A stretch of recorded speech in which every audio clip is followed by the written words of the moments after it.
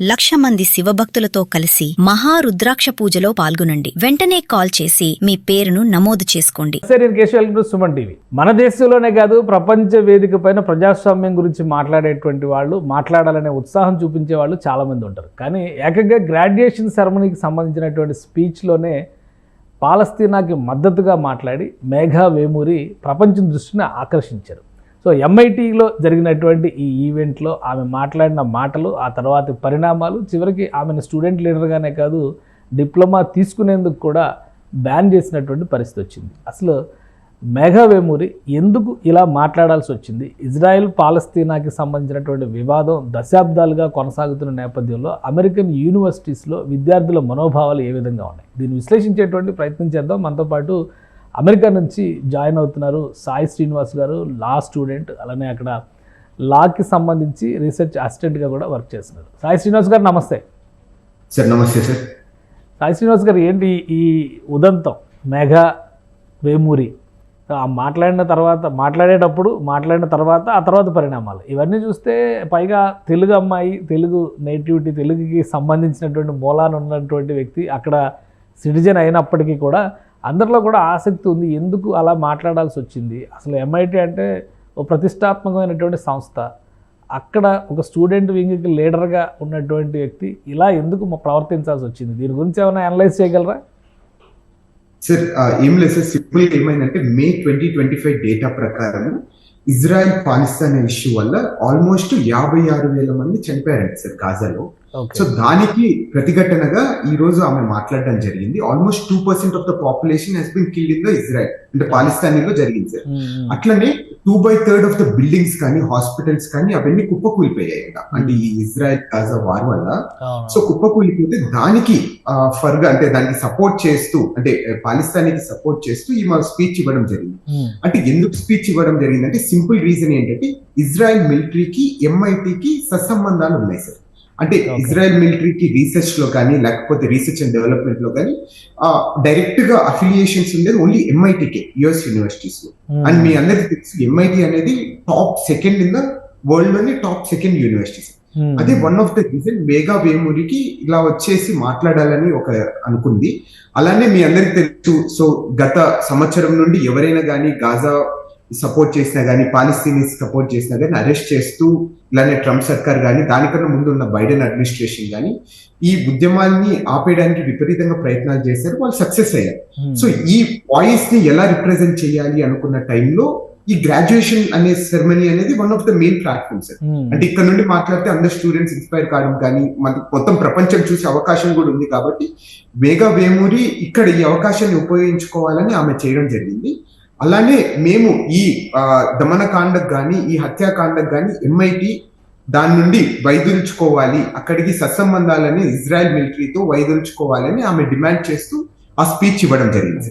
కానీ ఒకటి అంటే, ఇప్పుడు మామూలుగా రాజకీయాల్లో మాట్లాడడం, రాజకీయ నాయకులు మాట్లాడడం వేరు, కానీ ఒక యూనివర్సిటీలో రిప్రజెంట్ చేస్తూ అక్కడ ఆమె మాట్లాడడం, తర్వాత స్పీచ్ కాపీని మార్చారు. అంతకు ముందరేమో సబ్మిట్ చేసిన కాపీ వేరు, తర్వాత ఆమె చేసిన ప్రసంగం వేరు, ఆమె ఉపయోగించినటువంటి ఆ క్లాత్, కేఫీ అని ఏదో అంటారు దాన్ని, యాసర్ అరాఫత్ భుజం మీద చూసాం మనం, మళ్ళీ ఇక్కడ మేఘా వేమూరి భుజం మీద చూసాం.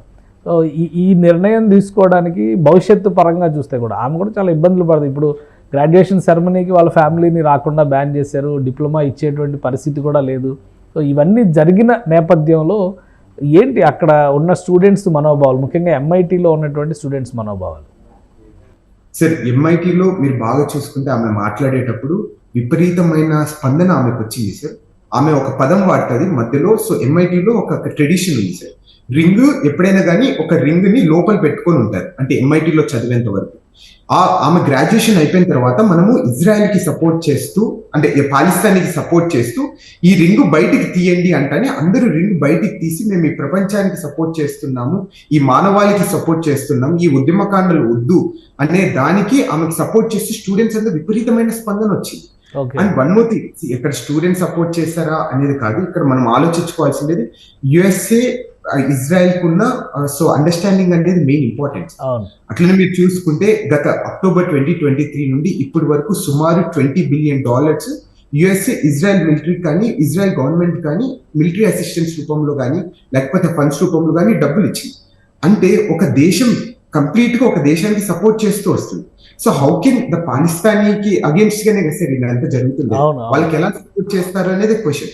అండ్ వన్ మోర్ థింగ్ ఏంటంటే సార్, మోస్ట్ ఆఫ్ ద ఎంఐటీలో ఇప్పుడున్న గ్రాంట్స్ కానీ లేకపోతే స్కాలర్షిప్స్ కానీ ఇజ్రాయిల్స్ ఫండ్ చేసింది. సుమారు నాకు తెలిసిన అంచనా ప్రకారం ద బాటమ్ గ్లోబ్ రిపోర్ట్ ప్రకారం ఏమైందంటే $2.8 million గ్రాంట్స్ రూపంలో డబ్బులు ఉందండి సార్ ఎంఐటీ దగ్గర. ఇదంతా ఎవరు, ఇజ్రాయలీ ఇండివిజువల్స్ కానీ కార్పొరేషన్స్ కానీ లేకపోతే స్కాలర్స్ కానీ వీళ్ళంతా డొనేట్ చేసింది ఎంఐటీకి.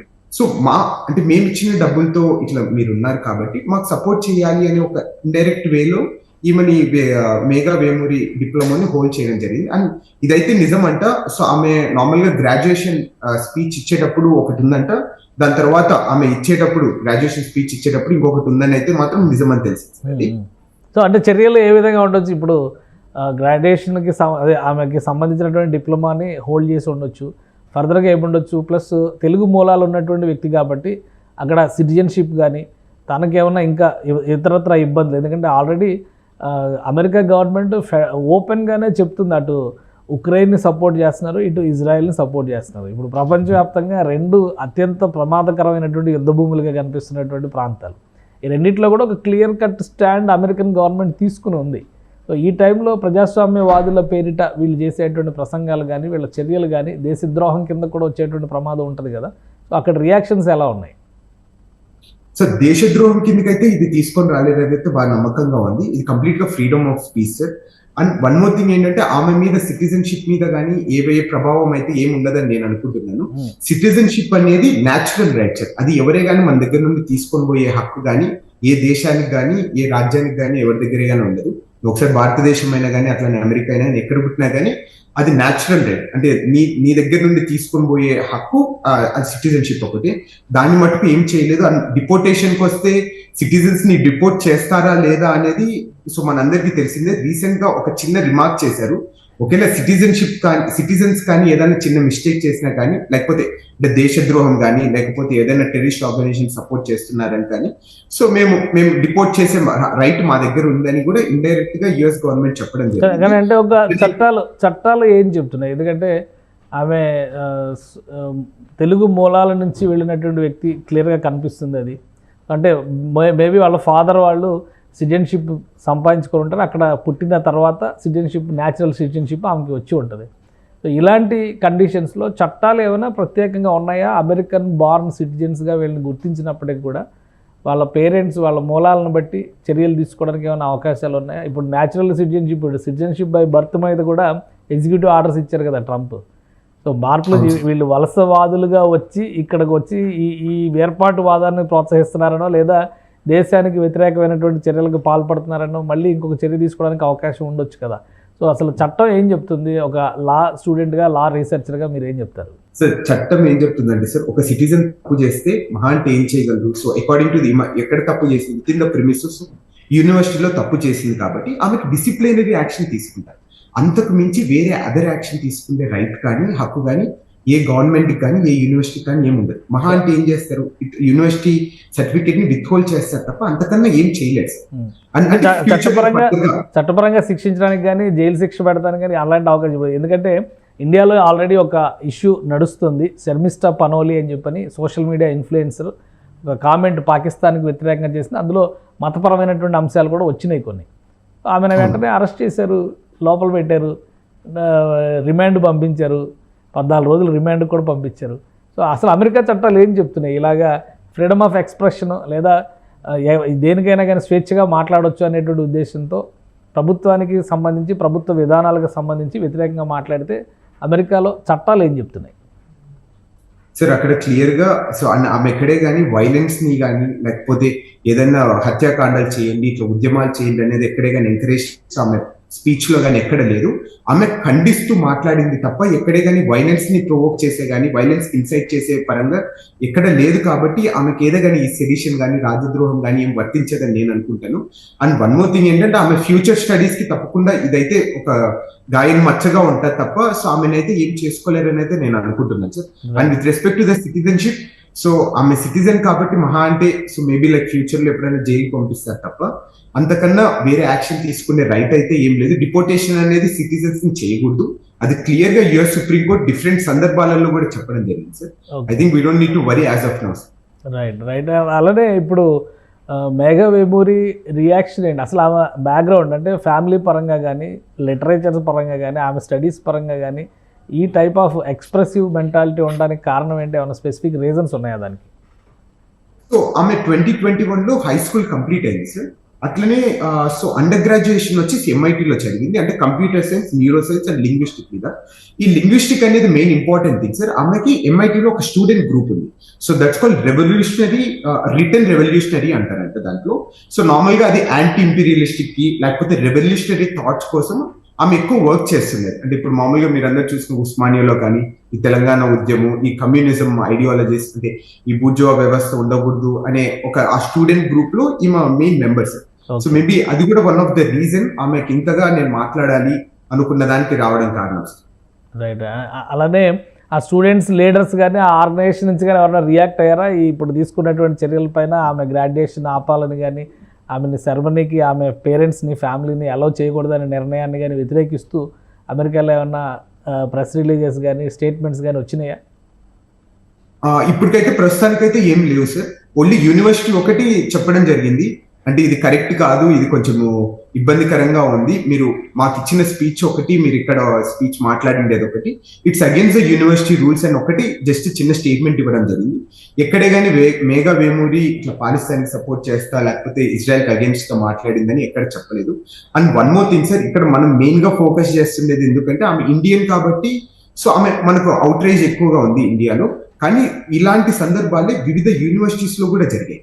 సో మీకు తెలుసో తెలీదు, న్యూయార్క్ యూనివర్సిటీలో కూడా ఒక డిప్లొమా స్టూడెంట్ కూడా ఇలానే మాట్లాడడం జరిగింది. సుమారు 56,000 మంది గాజా సిటిజన్స్ చనిపోవడం జరిగింది, అసలు అక్కడ ఎవరు లేరు, దాన్ని కాపాడాలి అని అతను న్యూయార్క్ యూనివర్సిటీలో కూడా మాట్లాడడం జరిగింది ఒక విద్యార్థి. అట్లనే జార్జ్ వాషింగ్టన్ లో కూడా సేమ్ ఇలాంటి సందర్భమే జరిగింది.